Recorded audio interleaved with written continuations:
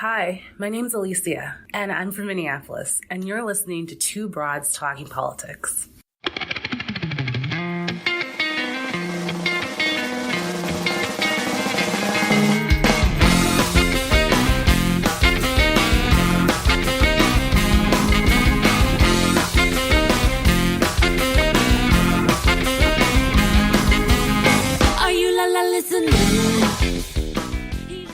Hi, everyone. This is Kelly with Two Broads Talking Politics. I'm here with my co-host, Sophie. Hey, Sophie. Hey, Kelly. I'm back. And we are super excited. Okay, I'm super excited to be moving into Chicago politics. Yahoo. As people may or may not know, there's a big Chicago citywide election coming up in February. People have heard of the mayor election, but we also have 50 aldermanic wards, which are all up for election.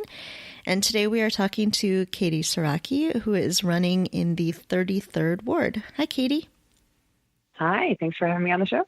Yeah, thanks for joining us.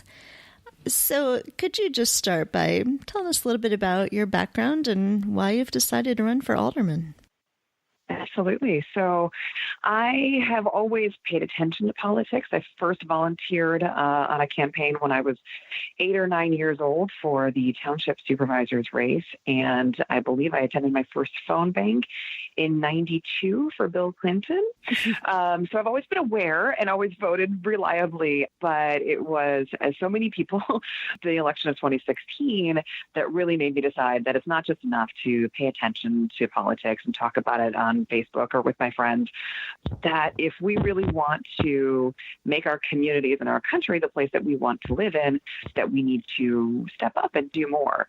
So after I went to DC and participated in the Women's March, I came home and was looking for a way to get involved locally. And the way that I found to do that was in a local race for governor in Illinois. And I threw myself in as a volunteer, even though I had a job and kids and all the things everybody else has too.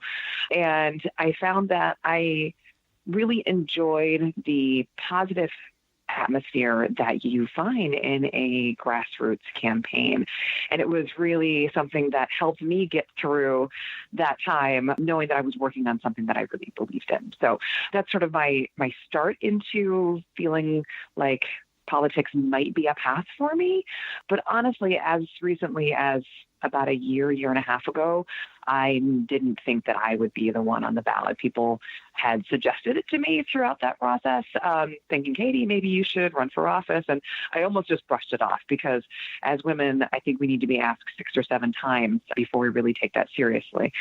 And I had been a little frustrated with the current representation in my ward. So a little background here in the 33rd Ward. We have had the same family who has had that alderman position since 1975.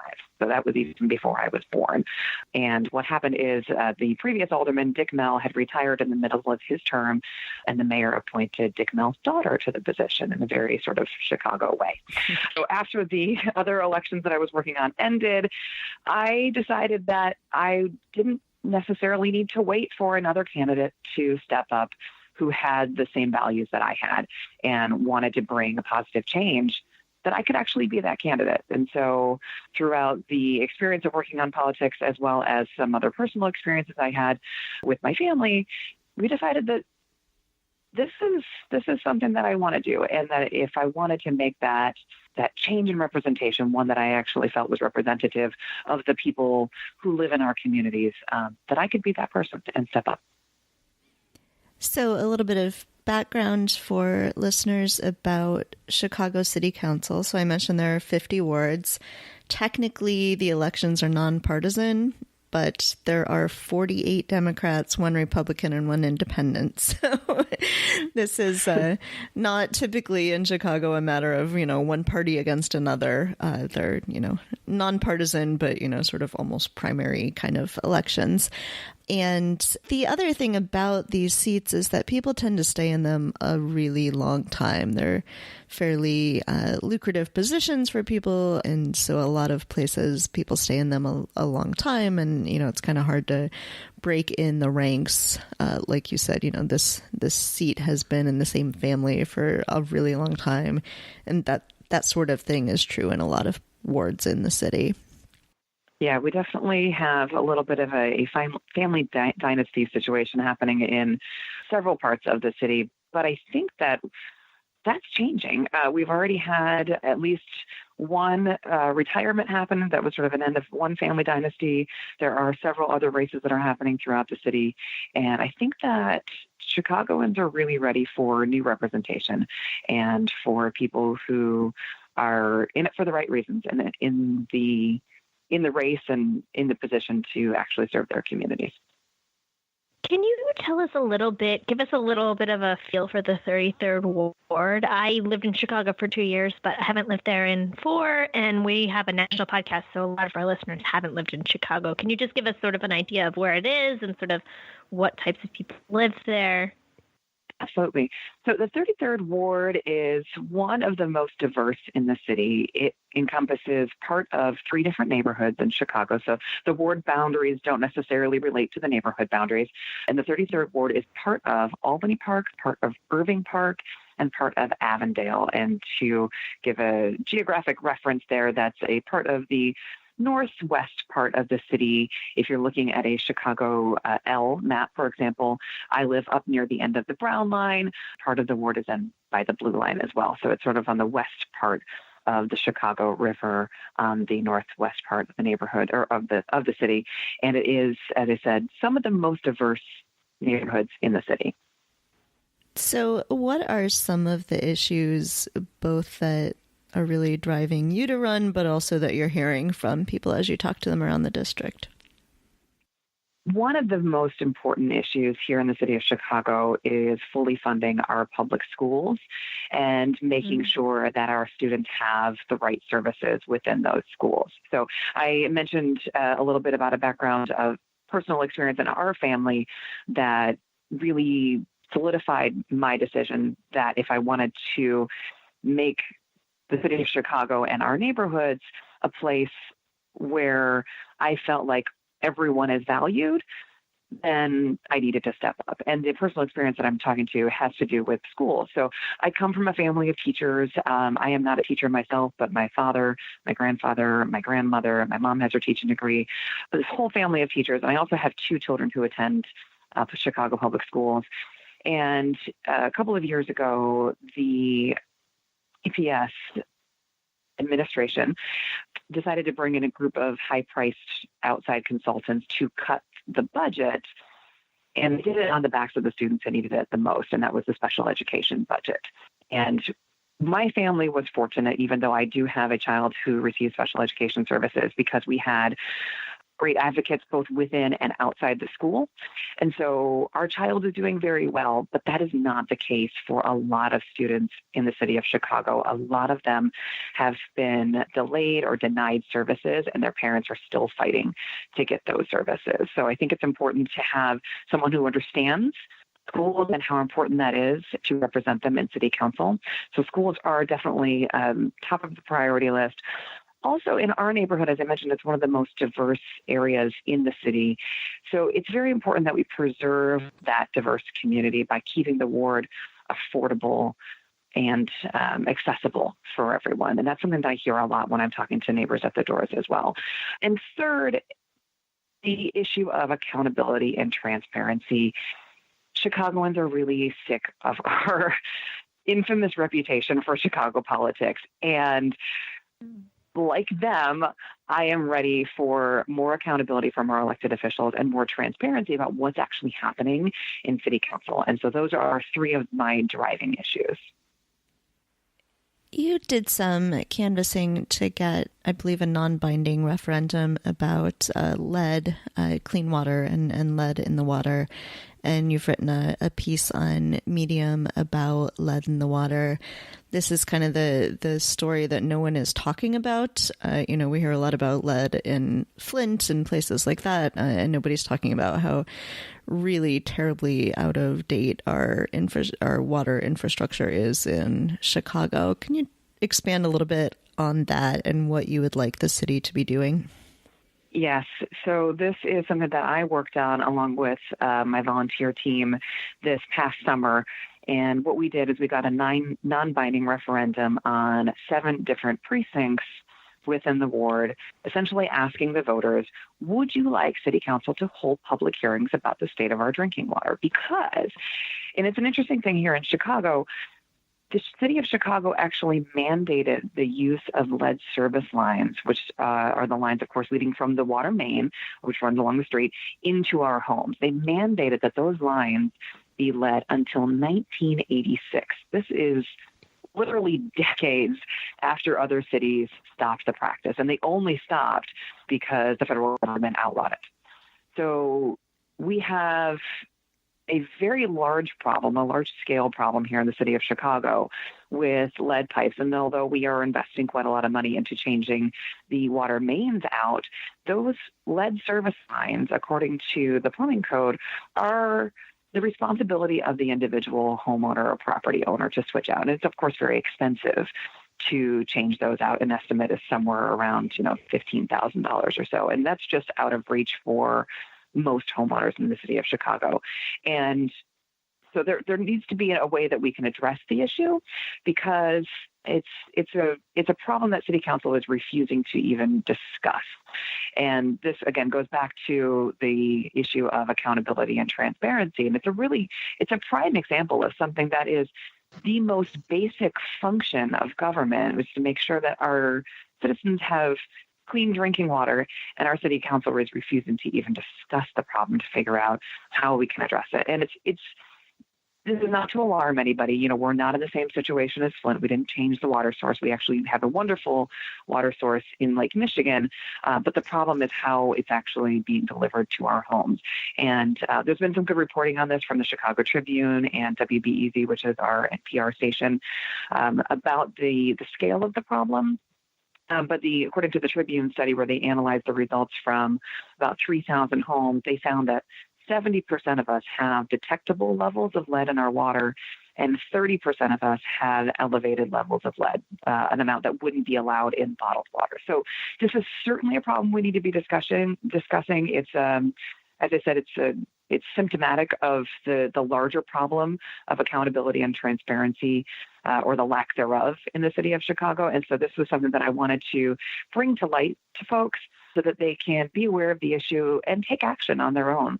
So if you do live in the city of Chicago, you can actually request a free kit by calling 311, and they'll send you a test kit so you can test this for your home and decide what you would like to do from there, whether it's put filters on your water, or, like me, demand more from your elected officials.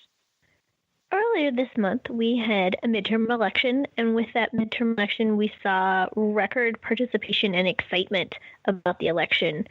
How is this, or is this, affecting your campaign? Are you seeing a lot more excitement? Are you seeing a lot of people really excited about the election? Are you seeing a lot of volunteers? How is that sort of impacting your campaign, or is it? We are actually seeing new volunteers because of the greater level of interest on a national scale, and especially now that the midterms are over, people are really now starting to focus on the Chicago Municipal Election. So in our ward, for example, we saw almost a 10% increase in turnout this midterm versus the last midterm. So I expect to see a higher turnout in the February 2019 municipal election as well. And that's very exciting, especially as a challenger. Greater voter turnout means more people have a say, and that usually means that more people are asking for change as well. And so I am very excited about this. The one thing that I will say that we need a lot is hand warmers and toe warmers for our volunteers, because Chicago has chosen to put our elections in February, which we know is the coldest month of the year here in Chicago. It's snowing. It's snowing right now. It's going to be a lot of cold and a lot of snow over the next 3 months. We're ready for it, and our volunteers are ready for it, but we want to make sure that they're supplied out in the field with hand warmers and then warm coffee or hot chocolate when they come back.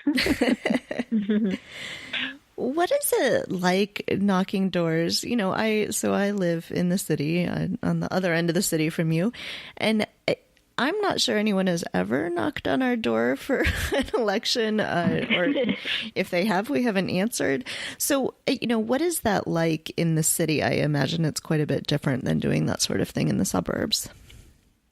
I think people are the same, whether you're in the city or the suburbs. Mm-hmm. And I think that, of course, you're always going to get some folks who are, not in a position where they're feeling like answering the door at that moment. But when people answer the door, in my experience, people have been open to having a conversation and do want to hear. These are the thing about local elections is that these are issues that really affect people's lives on a daily basis. And so whether we're talking about, broader policy issues about affordable housing, or whether we're talking about, making the ward office more accessible, or whether we're talking about filling potholes or tree trimming on their street, because these are the things, in addition to serving on city council, these are the things that an alderman can help people with. So it really has an impact on people's daily lives. And so I think that people really are willing to have a conversation if they come to the door, which, I think it's hard to put the percentage on that, but I would say more people than not do answer their doors when we ring. And honestly, the door knocking, it's a little scary for some people, some first-time volunteers, and even myself as a candidate for the first time. It can be a little nerve-wracking, but now it is far and away my favorite part of being a candidate. There are days where I feel like, well, you don't really feel like canvassing today. And then I'm out, 5 or 6 days a week. I equate it almost like going to the gym where, even if you don't feel like it right at that moment, you're always glad that you're there when you are there, and you feel really good about it when you're done. The other problem with this time of year, in addition to it being really cold, is that it gets dark so early. Mm-hmm. It does. And I was really enjoying our canvassing over the summer because we had those lovely long summer hours. But yeah, by the time most people are home from work here in Chicago, it's dark. But the one benefit is you can kind of see who's going to answer the door based on has their lights on. So there's always that silver lining. Yeah. But yes, bring a flashlight if you're canvassing in Chicago in the wintertime. I've already made that mistake and tripped up a couple of steps. So I don't think anyone saw, though. So I've only just told everyone who's listening to this podcast. And there's no parades to march in or anything this time of year. No. Is there anything else that you want to make sure that we talk about? So the other thing that I'd like to talk about in terms of how my background has prepared me for this role is the fact that I have been I started off as the first employee of a small business about 6.5 years ago. And I have helped with the owner grow that business to a successful and thriving small business of about 20 employees today. And what I love about my job is I host conferences for municipal directors from across the country. So the last one that I just finished was our Public Works Summit, where I got to host public works directors from all across the country, from Houston to Nashville to Washington State, bring them together with their peers to be able to talk about concrete solutions and challenges that they're facing. So literally my job is bringing people together to find solutions.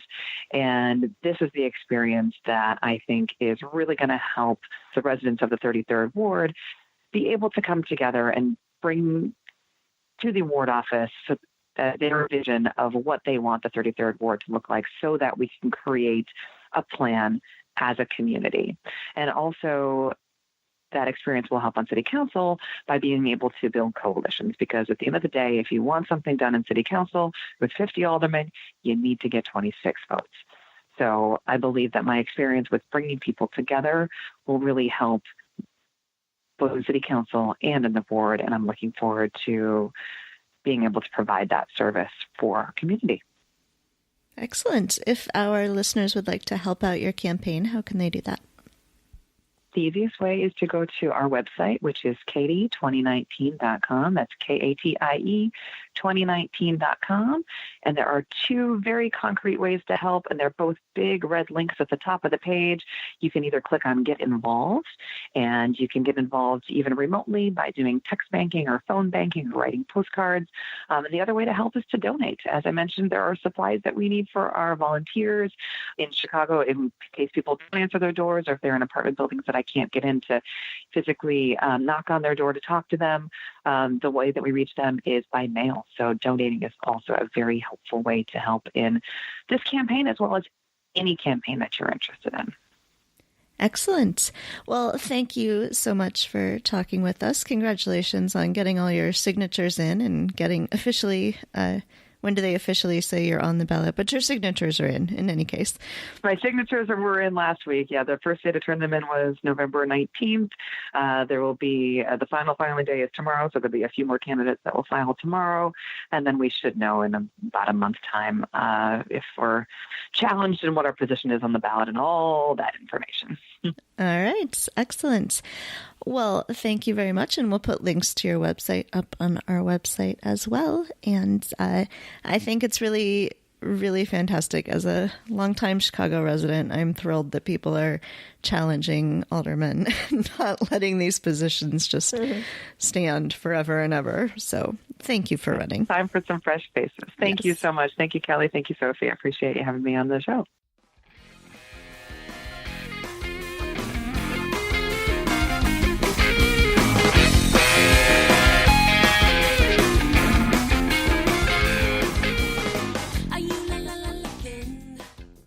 I am joined in this segment by returning guest Maggie O'Keefe.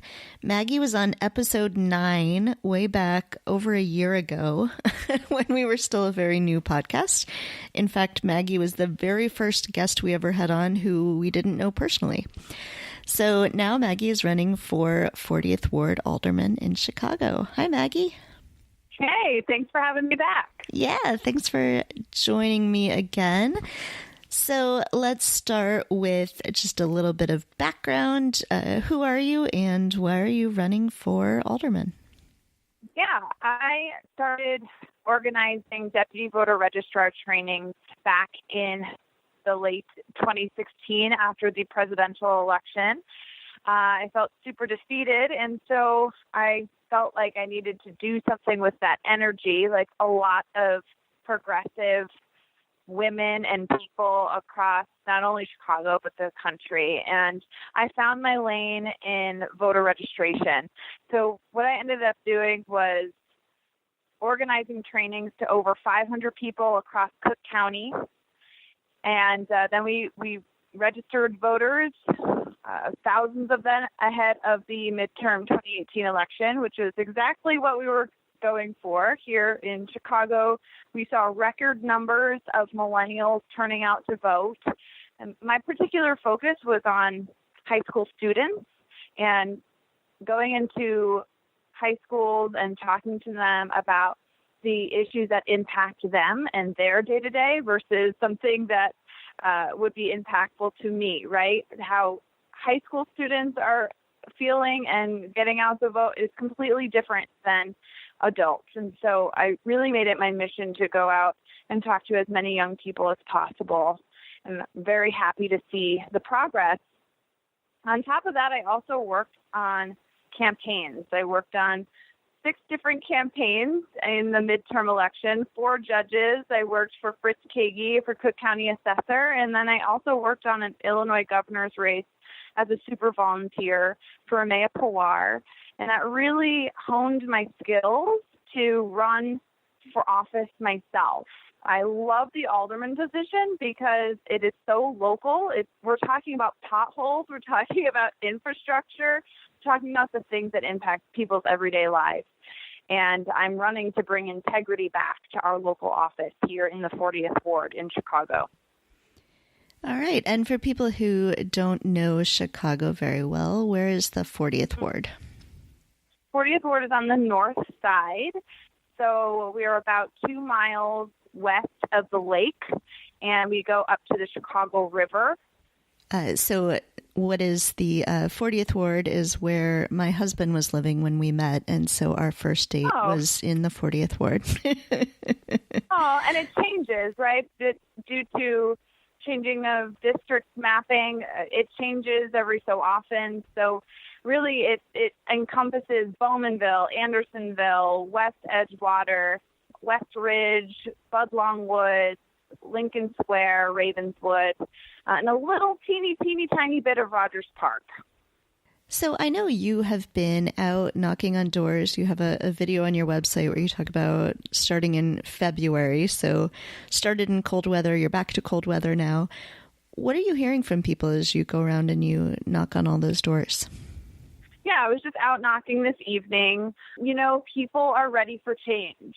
And now that we're going into the persuasion conversation, meaning we are asking them if they're going to be voting for myself or if they're still undecided, and asking if they have any questions or what issues impact them.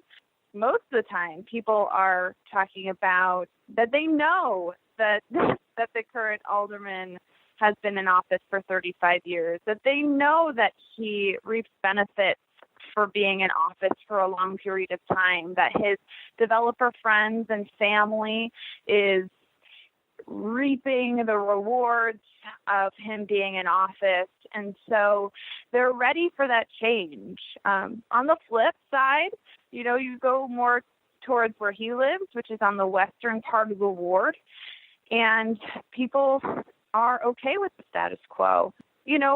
Going block by block, you can really see the impacts of the lack of community engagement that is coming from our alderman and the alderman's office. And that is what people are looking for when they're going to the ballot box on February 26th, is that they're looking for somebody that's willing to meet them where they are and talk about the issues that impact them. So you talk about wanting to provide transparency. Chicago, of course, is known for political corruption. Illinois in general is known for that, and I think a lot of us who live in Chicago kind of think of the city council as just kind of a bunch of yes men who just sort of sign off on whatever the mayor wants to do. What are the kinds of things you want to do to increase transparency and to really make sure you're serving the constituents? I want to bring back the alderman's position to its basic fundamentals, opening that ward office up for people to come and meet the alderman any day of the week and chat with me about their schools and transportation needs. There are some serious language barriers in some parts of our ward. We have some incredible first, second, third generation immigrants and their families that have been living here for a long time. And unfortunately, they haven't been heard, which is why we've been connecting with people from all over this ward, because Chicago is segregated, right? We also know that to be true. Yes, it tends to be corrupt when it comes to our politics, but it's also very segregated, and that's also on purpose.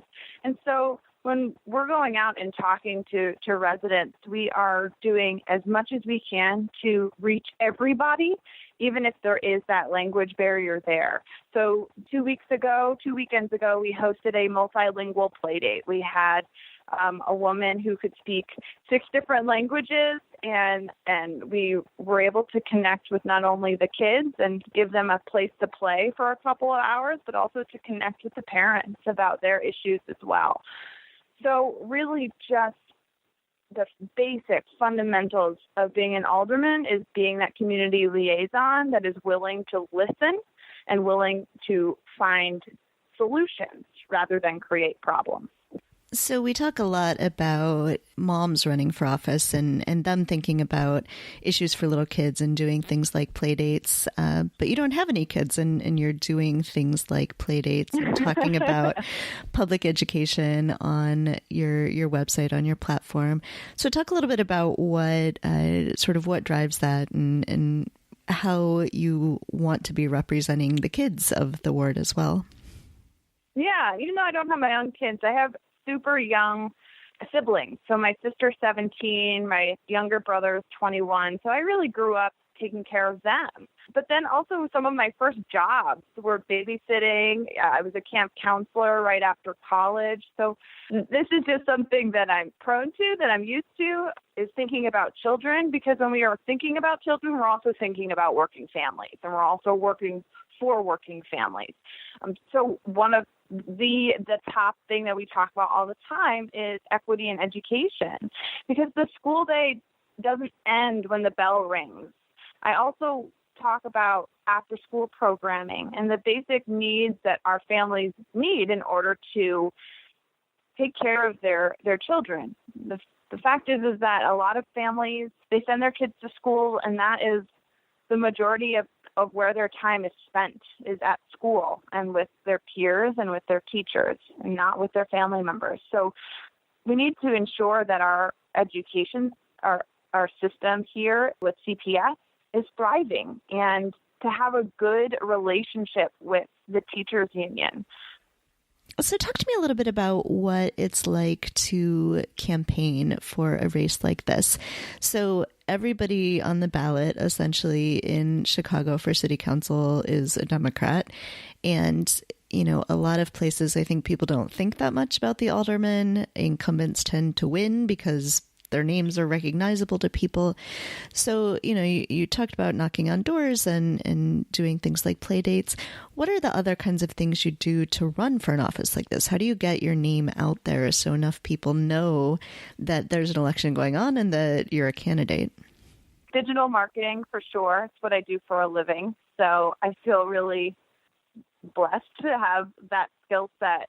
Also, the media, right? You try to push to the media as much as you can so you can get into the Chicago Trib or the Sun-Times, or even the Daily Line here is our everyday reporter about the news that relates to Chicago and specifically how Chicago is run. But on a whole other community level, it's going to events. We established a crazy, amazing way to figure out when block parties were.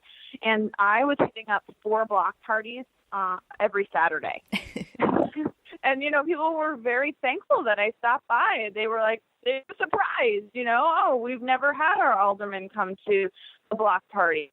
The ends of these streets have their name on it because they have the sandwich signs say, you know, do not drive, there's a block party, and it's, you know, advertising for the alderman's office. But, you know, these are the ways to connect. I mean, the value of community engagement, the value of neighbors talking to one another, right? And for every 100 doors that I knock on, you assume that a quarter, maybe a third of them are opened. And so you really rely on the neighbors to go and talk about you as a candidate as well. And I met Maggie O'Keefe. She came and knocked on my door. Oh, yeah, I got her flyer. I didn't realize that she was the one there. And then also taking it that extra step for me is that personal touch with a personal note on the bottom of everything that I write. So when we were first circulating our community roadmap, I always wrote on the back of it, I stopped by to say hi, so that they knew that I was there. Now, as we're circulating and talking about that the election is on February 26th, get out there and vote. You know, I write that every vote counts, and I always find my name. These small gestures signal to people that I am there for them, and I'm willing to reach my hand and or knock on their door, so to speak, and talk to them about them, as opposed to just talking to me. So the other thing I wanted to make sure we talk about, and then I'll see if you have any last things you want to talk about, is this idea of millennials running for office. So you mentioned that Chicago had record millennial turnout this year, and that you're seeing a lot more millennials who are engaged and were registering to vote or helping people register to vote. And you yourself are a millennial. You're running for office for the first time. So, you know, what does that look like for you? What do you think that the millennial generation will bring to places like city council? What are you bringing to things like running for office? And, you know, what does that sort of look like from a perspective of bringing more youth voices and youth energy into it? Look, Chicago City Council, the average age is 52 for an alderman. So the top thing that a millennial can bring is energy, and energy that, again, willing to go out and knock doors and be vocal and go marching and stand out there relentlessly outside of a convenience store and over and over again just saying, I'm Maggie O'Keefe, I'm running to be your alderman. I'm Maggie O'Keefe, I'm running to be your alderman. I want to be your community representative. something that I pride myself about with during this race, I also ran a half marathon or a half triathlon, I should say. I can't run all 13 point something miles, but I can run a 5K. But I ran that in the middle of August, 2 days before we started collecting signatures. So really prioritizing benefits of life. I mean, what we're able to do as millennials, or what I'm able to do, I guess I shouldn't talk for all millennials, is just be able to multitask and talk about things in a way that out of experience. I grew up in a home that was broken. I lived two different middle class lives. And then when I got out of college, I was in the middle of the recession.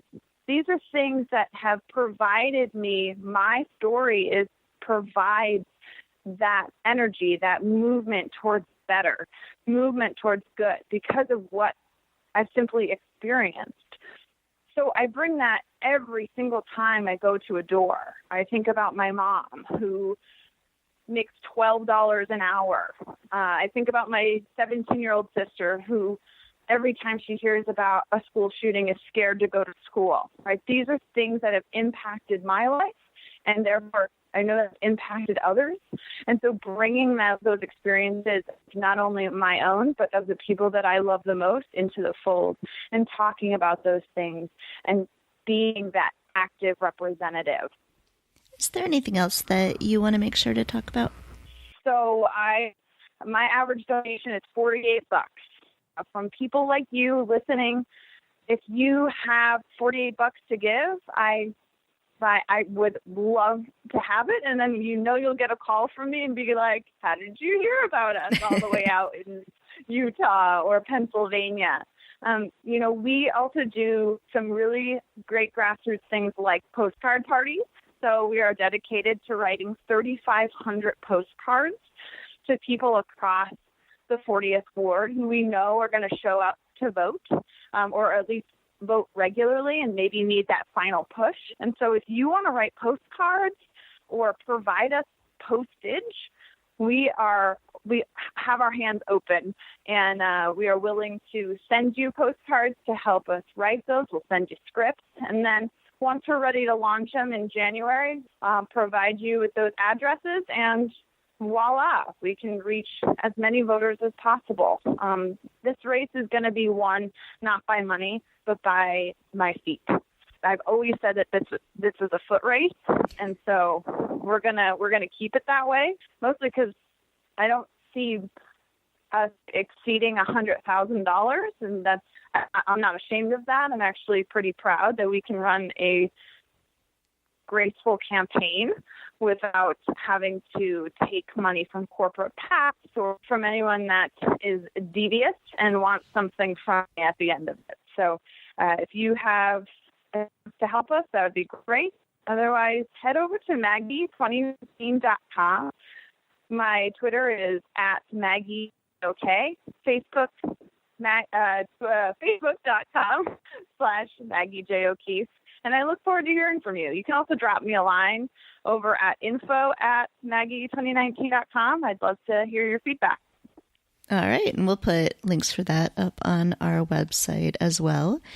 And I should remind listeners that each ward in Chicago is about 60,000 people. So that's actually a lot bigger than a lot of places the state legislature seats. Yeah. So it seems like, a small race, but it's actually a very big race. Well, and if you look at it in the amount of money that aldermen make compared to our state representatives. Yeah. So here in Illinois, state reps make about $60,000. Aldermen make $108,000. So if you ever need to consider who has the power in a state, look at how much money your municipalities give to their council members over their state reps. Yeah. All right. Well, Maggie, thank you so much for joining me again on the podcast. It's always fun to talk to you. And I have been following you for a while, of course, on Twitter and Facebook since we had talked last year. And so I saw right away when you announced and was very excited that you were running for office. Thanks. It's been a great challenge thus far. I love it. Thank you for watching, and thanks for listening, everyone.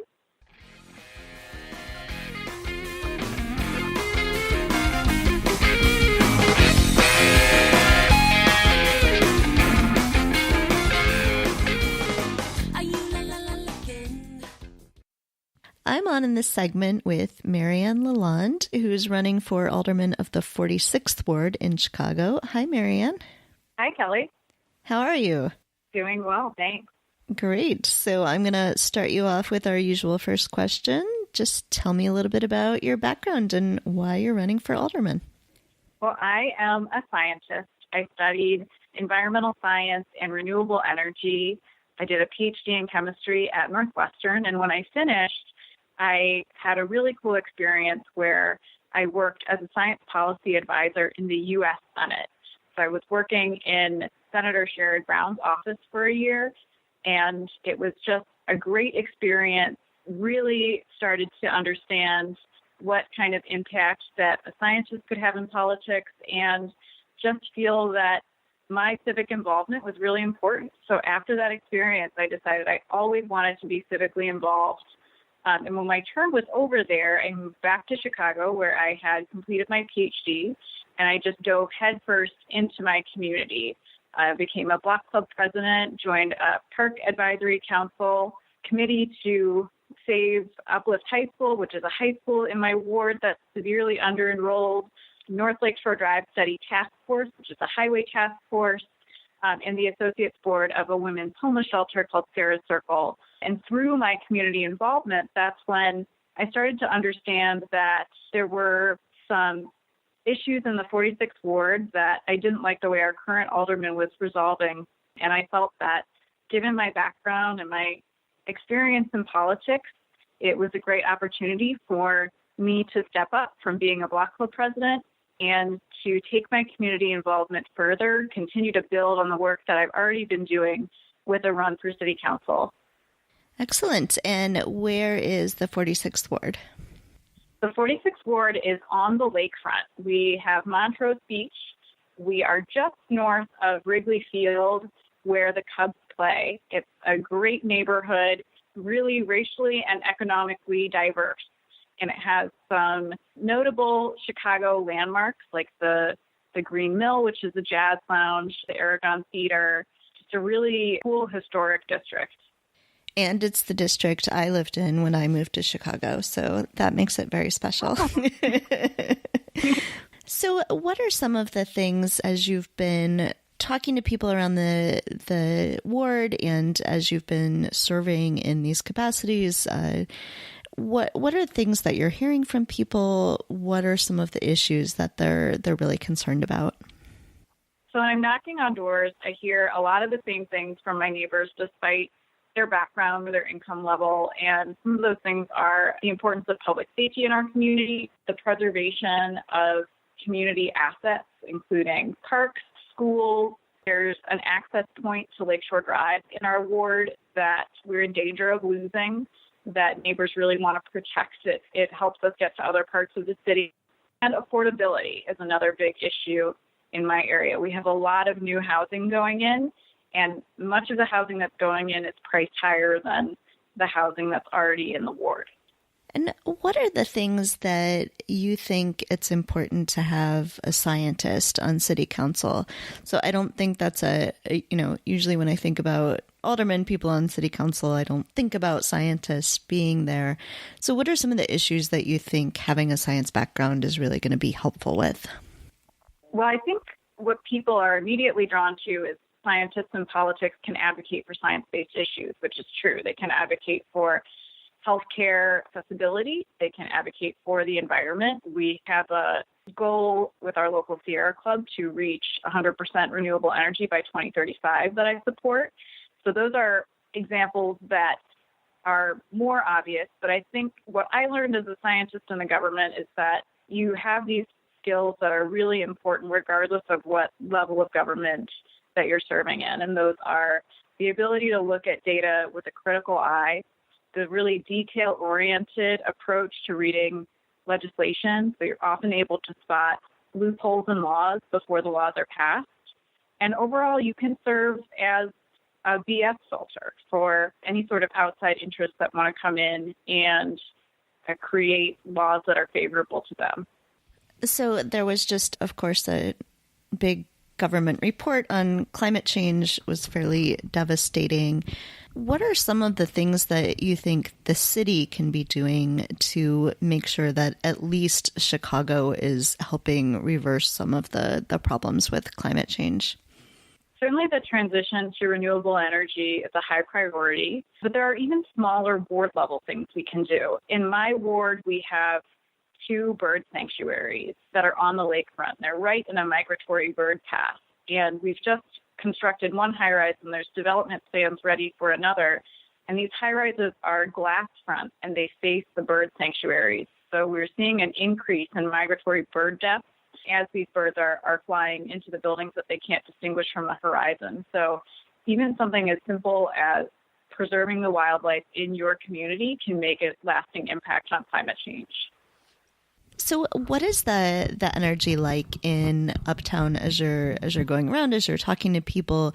Are there a lot of people who are excited that there is a new person running? Have you had volunteers coming out to help your campaign? What does that look like right now?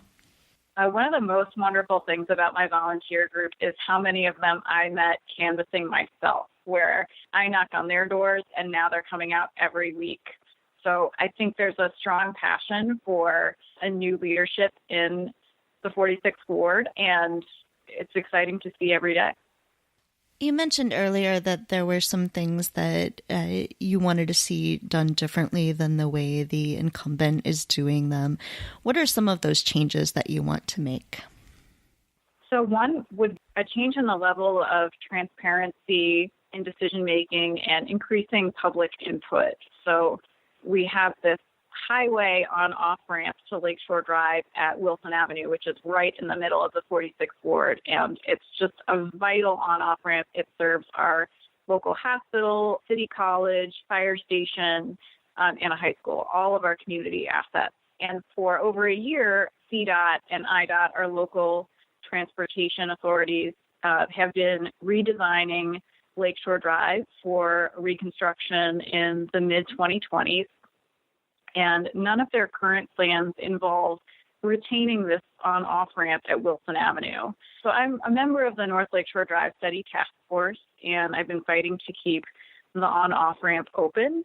And one of the things that I did recently was add an advisory referendum in the 46th Ward to our November general election ballot, asking neighbors if they would like to keep the ramp open. And for some neighbors, this was the first time that they've ever heard we were at risk of losing this asset.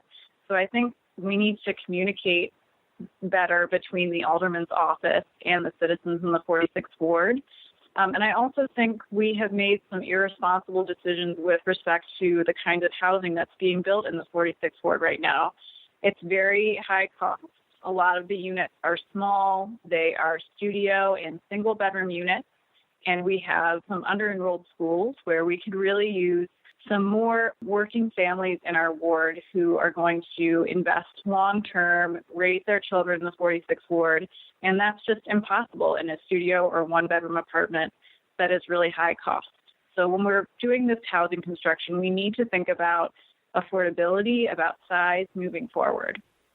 What are some of the things that an alderman does on sort of a day-to-day basis? So, we know city council sort of meets as a council, but what are the other kinds of things that aldermen actually do that they're helping the residents with? I'm so glad you asked, because these are the things I love to do as a Block Club president and just as an involved citizen in my ward. So aldermen are responsible for arranging the repaving of streets, trash removal, the placement of trash cans. They make a lot of the zoning decisions in the ward. What gets built is almost entirely up to the alderman. Any sort of permitting process that needs to be done. One example of a time that I had a lot of fun doing a constituent service as a Block Club president was we had a series of trash cans that were on land that we weren't sure was owned by the Park District or Chicago Public Schools, and we had to trace back who is responsible for emptying these trash cans and make sure that they're emptied on a regular basis. And this was a 6-month endeavor that involved FOIA-ing a lot of land documents, and eventually we were able to reach an agreement where the trash is regularly emptied, and it's an active collaboration and partnership between the neighborhood and our local high school. That's such a Chicago story. I've had issues with trying to figure out who is supposed to be shoveling the sidewalk, in particular sidewalk stretches. Yes. Trying to figure out who's responsible for what. Yeah, I'll be highlighting local condo buildings and residences on my Facebook page who are doing a great job with snow removals. We had our first big snow today. Yes, you should come down to Hyde Park and get people down here to shovel in front of their buildings. If our listeners would like to help out your campaign, how can they do that? If people want to help out the campaign, certainly donations are the easiest way to do it from afar. My website is marianneforuptown.com, MarianneForUptown.com, and you can make a donation there. Much like some of the other aldermanic candidates, we are an entirely grassroots and progressive campaign. The average donation is between $40 and $50 right now, so every dollar counts. We're able to reach a new voter for about every $2 that we get. So that's really important to us. And you can also help out just by following the campaign on social media and promoting it that way, either on Facebook at facebook.com/MarianneForUptown or on Twitter and Instagram at MarianneUptown. All right. Excellent. And I saw that you turned in your petitions, so you should be officially on the ballot. So that's fantastic. Yes, that is really Chicago experience. We turn them in the first hour, which many candidates do to vie for the top slot on the ballot. And it's a bizarre experience where you're with candidates from all of the other wards, mayoral candidates for other city offices like clerk and treasurer, and you all stand in a line waiting for the Board of Elections to open at 9 a.m. in the basement of a government office building. Turning your petitions in, they do measure the height of your petition stack with a ruler. So very traditional, almost like a rite of passage. So it was a fun experience and a very Chicago experience. For everyone outside Chicago, not only are there 50 wards where people are filing to run in, but there are about 50 people running for mayor as well. All right. Well, excellent. And thank you so much for running. I love Uptown, and I am thrilled to see people stepping up to run really all over the city. So I look forward to a day when we don't think of city council in Chicago as just a rubber stamp sort of old boys club. So thank you for stepping up and running. Thank you so much for having me on the show today. Thanks for listening to Two Broads Talking Politics. Our theme song is called Are You Listening? Off of the album Elephant Shaped Trees by the band Immunuri, and we're using it with permission of the band. Our logo and other original artwork is by Matthew Weflin and was created for use by this podcast.